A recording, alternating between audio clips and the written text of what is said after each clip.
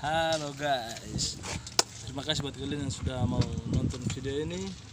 Saya lagi berkesempatan untuk main di negeri Hila. Saya akan ke tempat peninggalan sejarah gereja tua. Oke, jika kalian penasaran, terus saksikan video ini.